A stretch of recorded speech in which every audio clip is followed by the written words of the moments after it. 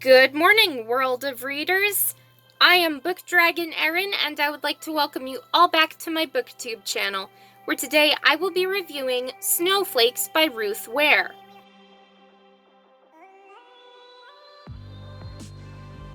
Snowflakes is a fictional mystery thriller standalone novel, and there are many other books by Ruth Ware, such as In a Dark, Dark Wood, One by One, The Lion Game, The Turn of the Key, and The Woman in Cabin 10.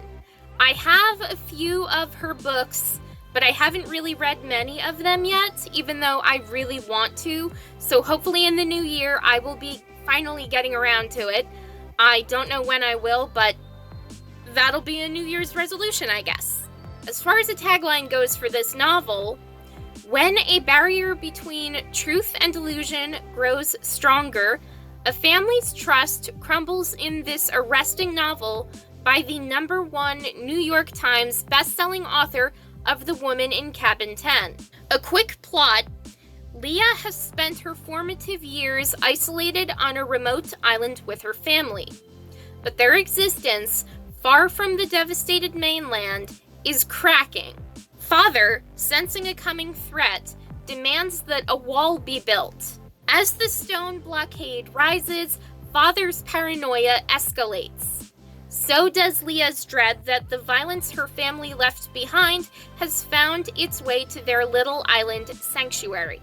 This is another novel that I have read in one sitting, and I was hoping for a dystopian novel through and through, but I was actually left saddened when this novel really did not live up to my high expectations of a Ruth Ware novel. When I started reading this book, I was hoping for a mysterious sort of dystopian retelling of the Swiss Family Robinson, but even though this had the mysterious aspects and the isolation from society and traveling by a boat, all of which I like in books, this book itself was far from the awesome story that I was actually hoping for.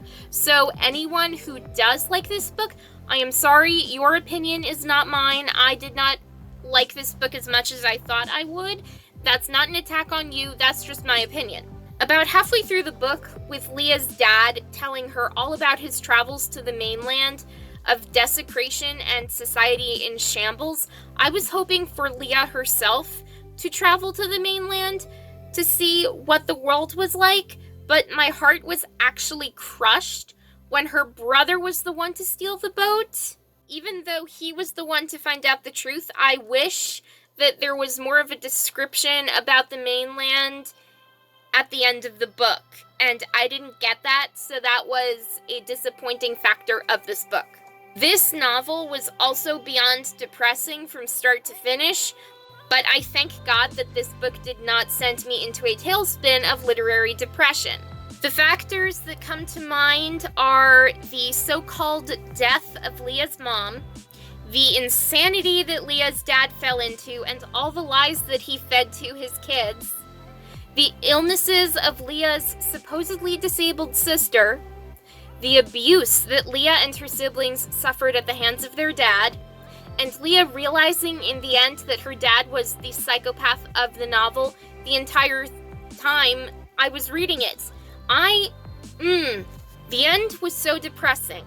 Sure, Leah's mom turned out not to be dead, but after Leah and her siblings were reintroduced to normal modern society after 10 years away from civilization, she had to relearn everything and didn't get the happily ever after that she desperately deserved. So that was crushing to me, even though it didn't make me want to stop reading this book or any other Ruth Ware novel that I've read in the past. As far as ratings go, Amazon rates this book 3.9 out of 5 stars, Audible rates this book 3.8 out of 5 stars, Goodreads rates this book 3.6 out of 5 stars, and my rating 3 out of 5 stars. Moving on to my Amazon/Goodreads review, this book was quite something.